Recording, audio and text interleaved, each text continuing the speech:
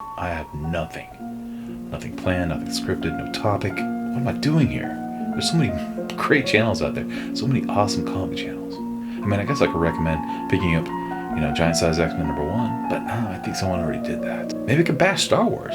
No, people already know it's not that great. What did I even talk about? Maybe some life experiences? What did I do this week? Anything interesting? Not really. I had some pretty bad gas. That's it. Farts! Never surrender!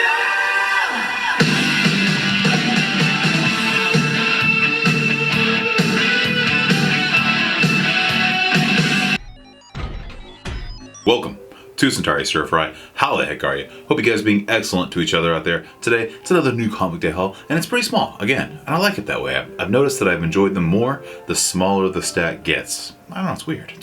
A big old stack, I just kind of get pissed off at it. Marvel! X-Men #1. Oh my lord. It is that good. It's fun. It's great. Goose flesh!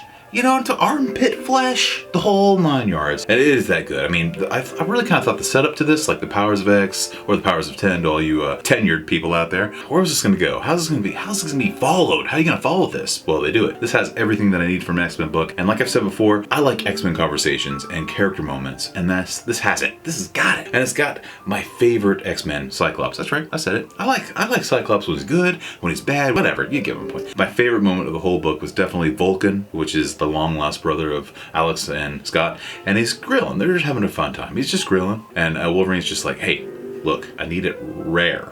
And Vulcan's like, peace, warrior, I respect you, and I will serve you your steak. Medium rare. And Wolverine's like, you son of a... There's so many moments with like the Starjammers that I miss those guys. It's so good. It's so awesome. And Linnell Francis Yu, I've met that guy before. He's like an immortal. I think he's probably 50 years old, but he looks like he's 18. Pretty solid art. I really dig it. The story's great. The character moments are awesome. And what I really like about Yu's art is the perspective. Every time Magneto shows up, he's just like a god. And he talks like one too. I recommend this wholeheartedly. It's great. Oh, Conan. Savage Sword of Conan, which I've talked about dropping like the last 3 issues, and I was just about to drop it. I thought I did, but my comic store owner likes to put things in the pool without me knowing, just to test the waters to see if I buy it anyway. He's pretty cool about me not buying it, but he usually puts Conan related stuff in there, and he's like, did you drop this book? I'm not sure. I was like, I don't know if I did. I know I talked about it, and then I saw, what? And I saw Roy Thomas, Alan Davis. Are you kidding me? These are pretty hard right now. I could puncture steel with that.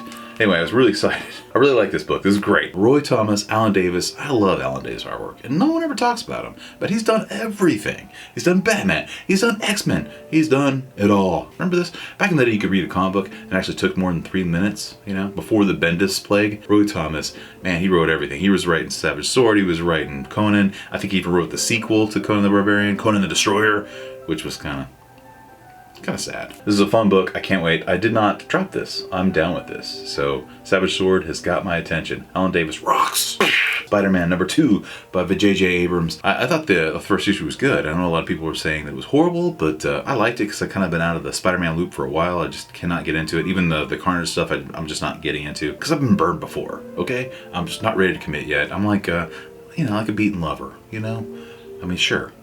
I won't press charges, but I don't know if it's ever going to be the same again, you know what I mean? So this seems like a place where I could enjoy some Spider-Man. The first issue I really liked. This one, I don't know. I'm not so sure about this one, honestly. The art looks sloppier to me, and arbitrarily rocks, but I just felt like it was a little bit lazier.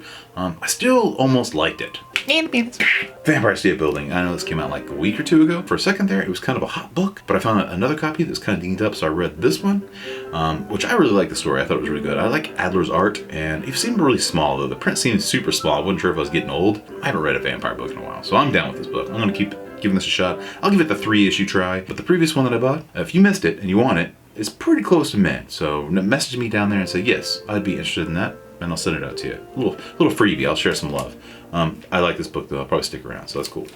This is why I don't buy as many independent #1s as I used to, because I used to be all over that. I probably got a whole closet full of them. This is from Action Lab Danger Zone. This is Killswitch #1. The artwork's actually a little bit better than the cover. It's not bad. The color's nice, but it looks like vandalism to me.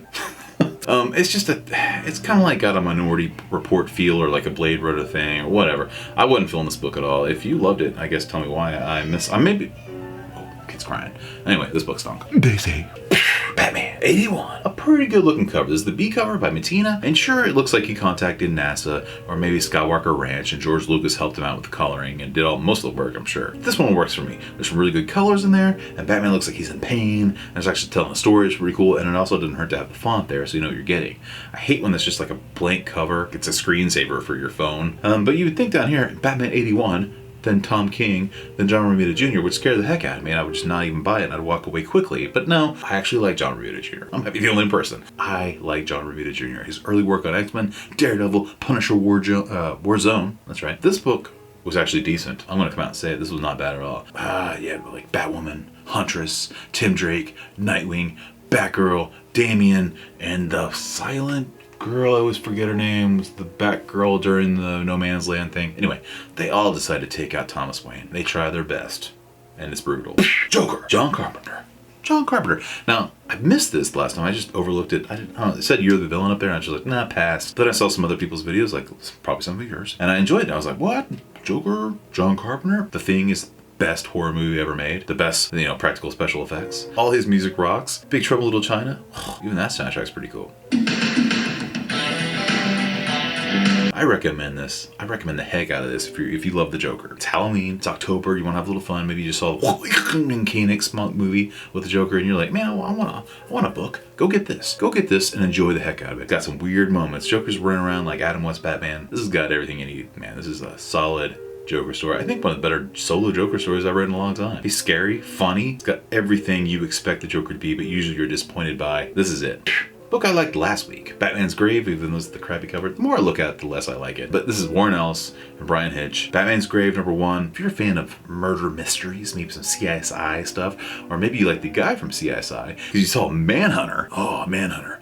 An old school movie. I think it was Michael Mann. Is that right? Michael Mann. Based on Red Dragon. That's my favorite Dr. Lecter kind of movie, Manhunter. There's a scene in there that completely reminds me of what Batman's doing to analyze a crime scene. It's like the same aspect, but he goes in the mind of a killer. Batman states in this book that he goes in the mind of a victim. I'm in for all 12 issues, and I really hope that maybe one day DC will wake up and give John Carpenter and Warren Ellis a job on Batman.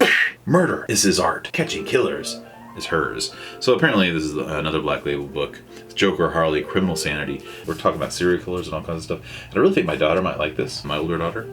But it's like John Wayne Gacy stuff in here. There's Ted Bundy, and the art looks really cool and creepy. And I think this might be kind of cool. Might be kind of interesting. Anybody remember being a kid in 1989? Well, Batman was the crap. There are so many good Batman stories available, and this is one of the coolest things I've ever seen in like a bookstore, like maybe like a Walden's bookstore. That's what we used to have around here. It's long gone now. But this is a leather-bound copy of Frank Miller's Year One and Dark Knight Returns. It also includes a story called Wanted, Santa Claus, Dead or Alive, which I've never read. This is really cool. It's leather-bound, collects those both stories. Got this nice, like, silver, I don't know what you call that, silver page face, I'm just gonna say. It's got a little bookmark in it, and it's virtually unread. And this is one of those things that I remember seeing a long time ago when I was a kid, like at a store, and it was I think it was expensive, but I don't see a price tag on it. But I got this as like a resale shop, and a lot of times if they can't find it online, they just kind of make up a price, a random price. This thing is virtually mint. Got this rigid spine, I think you guys can see that. It's very, very cool and classy. And so to be an adult and find what I remember seeing as a kid for dirt cheap made my freaking day. Plus I really like that image. It's got a nice silver to it. I almost don't want to read it, I just want to look at it, hold it, cuddle it. Peg, you're mine now. I love old school comic, like paraphernalia, I guess you'd call it. Things that really aren't comics, but they're pretty close to it. They're really awesome, like treasure editions, or like what, other people show, like cool folders, or like lunch boxes, or just underoos, or nothing creepy. But I do like seeing like old comic paraphernalia. And I got these, I think they're really special. Let's check it out. Origins of Marvel Comics by Stan Lee. Stanley's working on it. He's working on the typewriter. Got his hairy little knuckles. It's really cool. This is like Stan Lee talking about his origins. Probably like, I'm gonna assume the first time, unless it was like an interview of some type, like on radio or television, whatever. This is like probably like the first published, his version of the story anyway. And he does give the artist a lot of credit, honestly. There are some other books out there that probably don't like, they're not too complimentary to Stan Lee, but I think this one is written by him, so obviously he's like, it's still fun to read though. So reprints, like the first appearance of the Hulk, and then like a later, more contemporary version of that character. This is how it started, and here's what it became.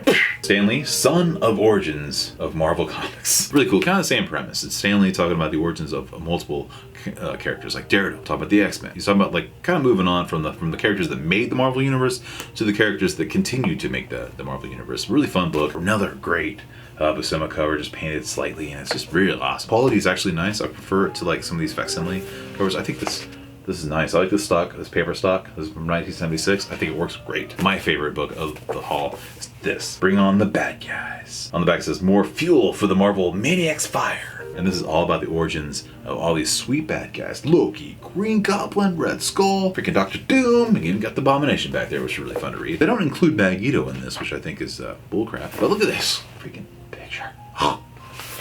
Man, I love finding things like this. I think it's so fun to read, and just like a time capsule. The art is great. The paper stock is better. It's more complimentary to this old style of artwork. I could go on and on about this. I think it's really nice. I love reading this. But I think this cover is like just so badasser. Look at that.